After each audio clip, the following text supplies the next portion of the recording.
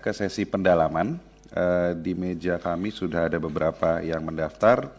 Kami berikan kesempatan terlebih dahulu Ibu Irma Suryani dari fraksi Nasdem dan disusul standby Ibu Kurniasih dari PKS. Silakan Bu Irma. Bismillahirrahmanirrahim. Assalamualaikum warahmatullahi wabarakatuh. Pimpinan Komisi 9 yang saya hormati, kawan-kawan Komisi 9 yang saya cintai dan banggakan, Pak Menteri Kesehatan berikut jajaran, BPJS Kesehatan dan berikut jajaran, DJSN dan berikut jajaran, Dewas juga dan berikut jajaran semua.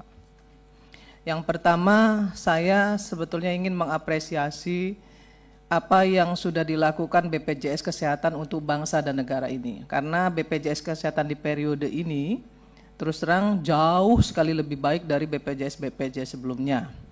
Banyak terobosan-terobosan yang sudah dilakukan, yang kemudian mempermudah akses pelayanan kepada masyarakat. Itu sudah kita bisa lihat bersama.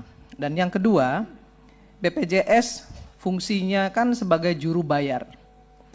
Juru bayar. Tetapi yang harus diingat oleh BPJS dan Dewas ya, bahwa akuntabilitas. Ya, fraud yang dilakukan oleh rumah sakit itu perlu segera ditindaklanjuti dan dikawal sampai ke proses pengadilan.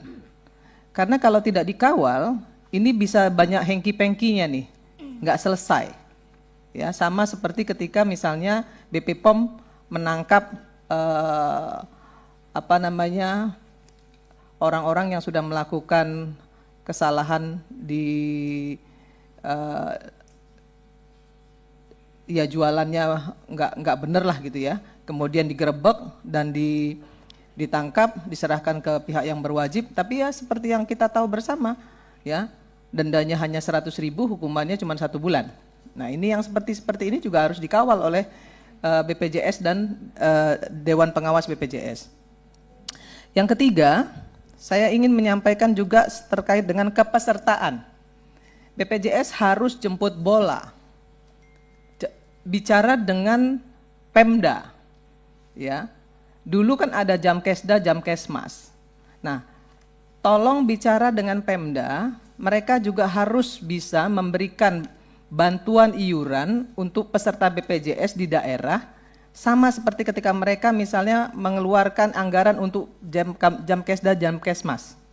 Nah, ini yang saya lihat masih belum terlalu maksimal dilakukan oleh BPJS di daerah.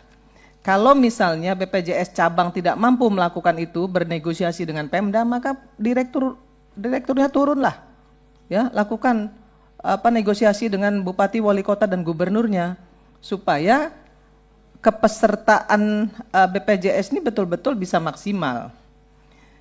Kemudian yang terakhir saya mau bilang soal BPJS nih ya, side effect kris. Side effect kris ini luar biasa loh, jangan salah, ini akan menggerus pendapatan BPJS Kesehatan.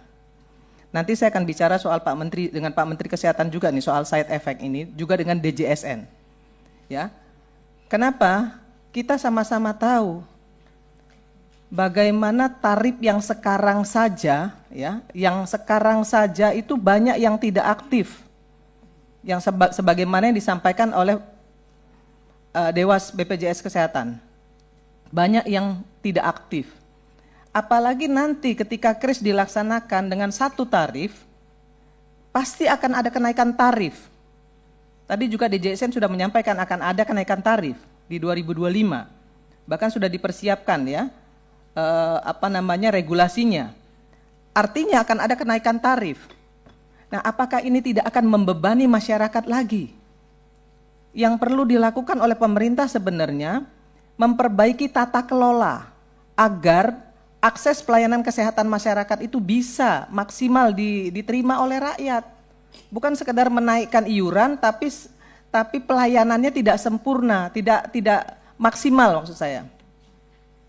Tidak maksimal. Bisa kita lihat 3 hari orang berobat sudah dikeluarkan. Itu kaitannya dengan tarif inasi bijisnya, dengan kapitasinya. Ini kan harus dibenerin nih. Rumah sakit yang nakal, Pak Menteri Kesehatan juga nanti harus ditindak. Diberikan punishment. jangan BPJS yang disuruh melakukan tindakan ke rumah sakit pemerintah yang melakukan fraud misalnya. Ini kewajiban dari Kementerian Kesehatan. DJSN dan Menteri Kesehatan harus tahu bahwa BPJS ini adalah amanah dari konstitusi. Amanahnya apa? Gotong royong. Jadi jangan pernah bicara soal asuransi swasta. Nanti saya akan jelaskan di pertanyaan saya kepada Pak Menteri Kesehatan. Terkait dengan Menteri Kesehatan, yang pertama, untuk masalah KRIS, pelaksanaan KRIS, tadi disampaikan oleh Pak Menkes bahwa baru 50% yang divalidasi, padahal 30 Juni 2025 sudah harus dilaksanakan. Sementara perbaikan tata kelola klaim rumah sakit saja belum diberesin. Ya kan? Belum diberesin, belum ada perbaikan di tata kelolanya. Yang ketiga, dengan adanya KRIS, pasti iurannya, ini kepada Menteri Kesehatan nih, pasti iurannya naik. Bagaimana Pak Menteri mempertanggungjawabkan ya ketidakmampuan publik untuk melakukan pembayaran ketika iuran ini naik. Iuran hari ini saja banyak sekali yang masih menunggak dan belum bisa bayar. Nah, kalau dinaikkan, saya yakin kas BPJS akan jebol. Kalau kas BPJS jebol, pasti nanti defisitnya akan makin besar lagi. Terus dari mana anggarannya? Ini Pak Menteri Kesehatan harus bertanggung jawab nih soal ini. Ya, kemudian yang keempat, dinyatakan di presentasi Pak Menkes, Sumsel itu semuanya sudah selesai. Ya, hanya satu yang belum selesai, pelaksanaan KRIS di Sungai Lilin. Padahal saya tahu persis, karena itu dapil saya. Di sebelah saya ada Ibu Bupati nih. Ini ada Ibu Bupati di Lahat. Suaminya adalah Bupati Lahat. Di Lahat itu belum, persiapan KRIS belum dilakukan. Kenapa kok di laporan Pak Menteri tinggal satu yang belum? Ini kan penipuan publik nih. Ini laporannya dari mana Pak Menteri? Saya yakin di Sumatera Selatan yang lain juga masih banyak yang belum. Ya, di Lahat ini ada orangnya nih, Ibu Menteri, Ibu Bupati loh. Ya, jadi harus jelas dulu nih laporannya, jangan asal tulis. Yang kelima, kenapa kuratif tinggi? Kenapa biaya pengobatan kita tinggi di 2025 sehingga BPJS defisit? Tadi sudah disampaikan oleh Direktur BPJS dan Dewas BPJS, kenapa defisit? Tapi saya ingin sampaikan juga bahwa artinya kalau kuratifnya tinggi, bisa saja salah satu alasannya dari alasan yang sudah disampaikan Pak Dirut BPJS dan Ketua Dewas BPJS adalah promotif preventifnya nggak jalan atau belum maksimal dilakukan. Ya. Jadi promotif preventifnya nggak maksimal nih. Ukurannya jelas kok. Ukurannya kuratifnya tinggi. Artinya promotif preventifnya tidak maksimal dilakukan, tidak jalan.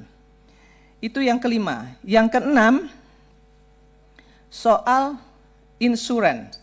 Yang kemarin gaduh, ya Pak Menteri sampaikan ada asuransi swasta yang bisa membackup kawan-kawan BPJS yang menengah ke atas lah misalnya. Pak Menteri harus tahu bahwa Undang-Undang DJSN itu adalah amanah konstitusi di mana di situ dinyatakan bahwa kegotong royongan, yang kaya menggotong yang miskin. Itu yang diamanahkan oleh konstitusi. Soal kemudian kuratifnya tinggi, ya pemerintah harus bertanggung jawab. Dari mana uangnya? Banyak pos-pos yang bisa dilakukan kok, yang bisa menanggulangi iuran BPJS ini. Salah satunya adalah cukai rokok. Cukai rokok itu kan bukan pajak, tapi adalah anggaran dana kesakitan masyarakat akibat rokok. Nah, itu bisa di split ya, bisa dialokasikan untuk membantu anggaran BPJS Kesehatan.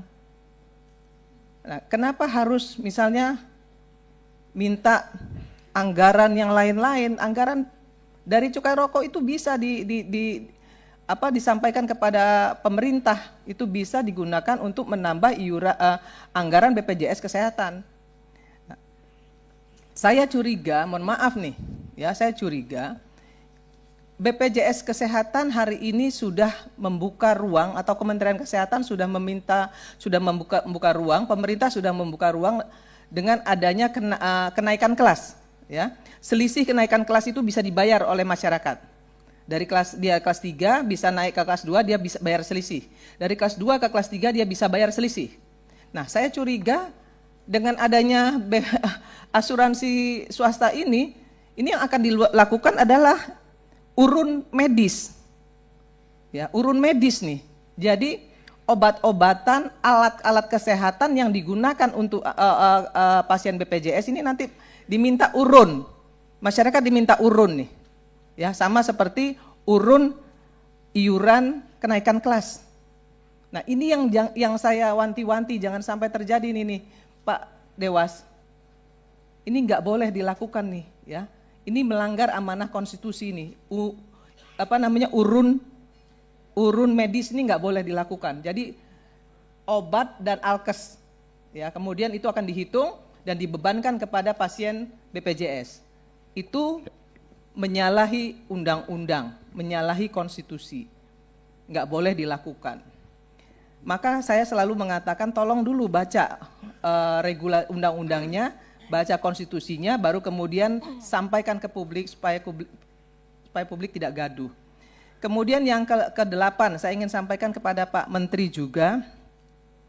Ke-7 untuk RS yang memainkan tarif inasi bijis, ya, 3 hari keluar, kemudian 2 hari istirahat, masuk lagi. Nah, rumah sakit yang seperti ini harusnya mendapatkan punishment. Ya, harus kan dibenerin nih regulasinya, tata kelolanya dibenerin supaya BPJS juga nggak jebol. Ya. Kemudian yang ke-8, rumah sakit jualan obat dan alkes. Pak Menteri mengatakan kepada kita semua bahwa membangun rumah sakit, kemudian memenuhi alat-alat kesehatan dan obat-obatan agar orang-orang Indonesia tidak berobat ke luar negeri. Tapi Pak Menteri tahu nggak sih rumah sakit sekarang ini banyak jualan obat dan jualan alkes. Orang sakit itu dikasih obat banyak sekali. Bahkan obat sejenis. Ya, untuk pereda nyeri aja harusnya 1 dikasih 2. Nah, itu salah satu contoh. Kemudian setiap kali kita rawat inap itu harus juga periksa darah lengkap. Padahal sakitnya nggak perlu harusnya itu. Mungkin harus kolesterol dan yang lain-lain lah ya, 2, 3, 4 item. Tapi seluruhnya diminta untuk dilakukan tes darah lengkap. Itu juga menghabiskan biaya. Bu Irma, kemudian kalau boleh dipersingkat. Enggak, satu lagi, Pak. Nah, ini perlu penting saya sampaikan, Pak. Makanya yang selanjutnya penjualan alat-alat kesehatan loh, Pak. Yang harusnya nggak operasi harus operasi. Kan ini juga harus diberesin dengan Menteri Kesehatan. Nggak boleh seperti ini. Artinya tata kelola rumah sakit juga harus dibenerin. Kalau nggak mau BPJS Kesehatan jebol, nggak mau orang Indonesia berobat ke luar negeri. Saya kira ini yang bisa saya sampaikan kepada Pak Menteri. Satu lagi terakhir ini ya, side effect check up gratis. Kan check up gratis ini untuk yang ulang tahun. Tapi apakah Pak Menteri sudah menyiapkan anggaran untuk side effect-nya? Kalau kemudian diketahui masyarakat ini mengidap penyakit A, B, C, dan D, dan ada tindak lanjut dari pengobatan, anggarannya sudah disiapkan atau belum? Itu saja pertanyaan saya, dan mudah-mudahan Pak Menteri Kesehatan, DJSN, BPJS Kesehatan, dan Dewas memahami apa yang saya sampaikan dan kemudian tindak lanjuti, agar tidak sampai terjadi defisit anggaran di BPJS Kesehatan maupun pelayanan akses kesehatan oleh masyarakat menjadi berkurang karena persoalan kris yang belum selesai ini. Saya kira itu yang bisa saya sampaikan. Saya tutup dengan wallahul muwaffiq ila aqwamit thoriq. Assalamualaikum warahmatullahi wabarakatuh. Salam. Terima kasih Bu Irma. Selanjutnya Ibu Kurniasih dan standby Ibu Neti. Baik, terima kasih banyak Ketua, Pimpinan, dan anggota Komisi 9 DPR RI, Pak Menteri, beserta jajaran, pimpinan